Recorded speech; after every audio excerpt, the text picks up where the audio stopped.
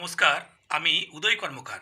আজ চাঁদ সওদাগরের প্রতিষ্ঠিত চম্পকনগর আমার কবিতার মাধ্যমে কিছু তথ্য তুলে ধরার চেষ্টা করছি।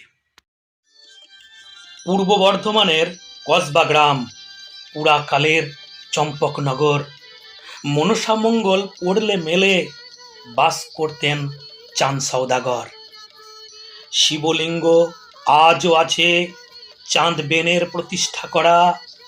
রামেশ্বর, বানেশ্বর শিব, তিন ভুবনে নাম জোড়া। ফ্যান গড়ানো পুকুর পাবেন ভাঁড়ালি যার নাম। গাঙ্গুর নদী মজে গেছে বিলুপ্ত চাঁদের ধাম। দেখতে পাবেন বিষ্ণু মন্দির আর নীলকরেদের কুঠি। ভক্ত মনের দর্পণে বড় পবিত্র স্থানটি। চাঁদ বেনের পুজো দেওয়া মনসা মন্দির মেলে।